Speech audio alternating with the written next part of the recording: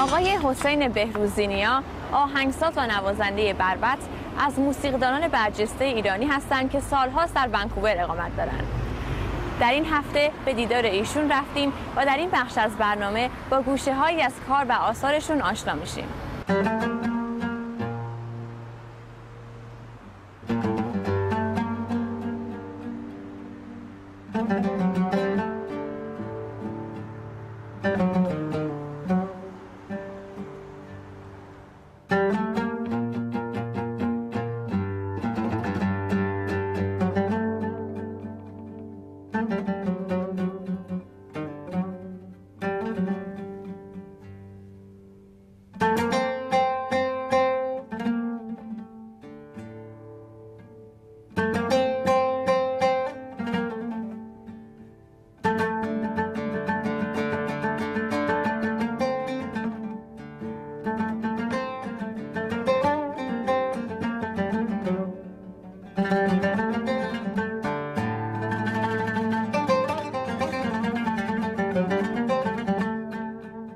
بربط یک ساز قدیمی ایرانی بوده و بعد از اسلام این ساز به کشورهای اسلامی برده میشه و ما رفته رفته این ساز رو از دست میدیم در ایران. این ساز به کشور عربی که برده میشه تغییر نام پیدا میکنه از بربط به العود به معنای چوب. همونجایی که میبینن این ساز همش از چوب ساخته شده و اسم این ساز رو میذارن العود و العود بعدها به کشورهای اروپایی برده میشه اونجا و در کشور اروپایی این ساز رو به نام لوت میشناسن. متاسفانه ما این ساز رو برای مدت‌های مدیدی در ایران از دست میدیم و کمتر از فکر میکنم 100 سال قبل دوباره تلاش کردن که این ساز به ایران برگرده.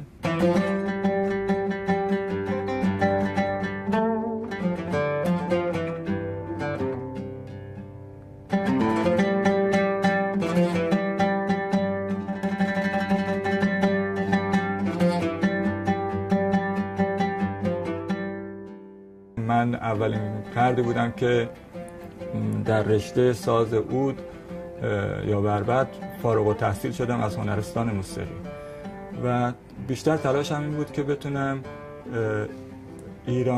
هویت ایرانی بودن این ساز رو به ایران برگردونم.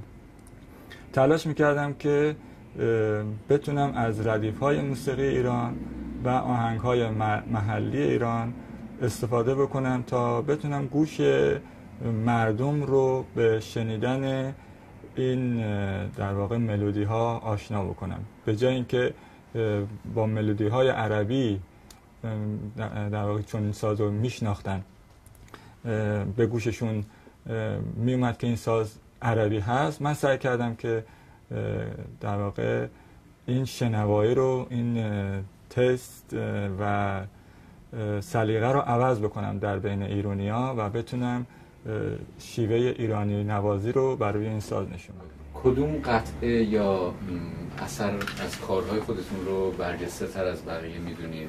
چه ویژگی داره؟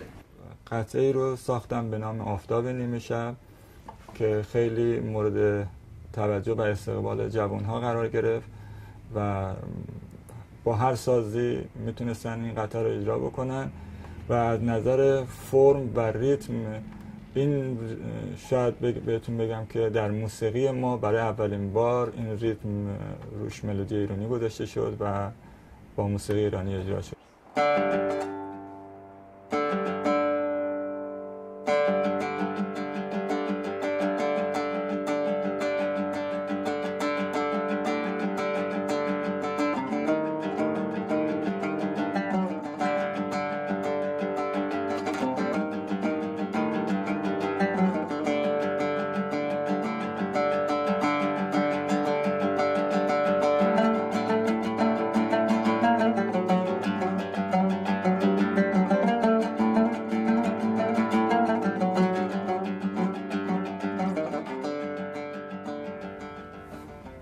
آقای بهروزینیا، از 9 سالگی و ورود به هنرستان تا بالای 50 سالگی و ونکوور کانادا مسیر طولانی بوده.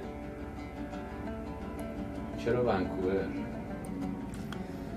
بله، از اونجایی که بارها قبل از مهاجرتم به کشورهای مختلف سفر کرده بودم، کشورهای اروپایی و امریکایی. شاید من قبل از مهاجرتم 5 بار به کانادا و امریکا حتی سفر کرده بودم و تو این مسیر برای مهاجرت کانادا رو انتخاب کردم، در صورتی که میتونستم به امریکا برم.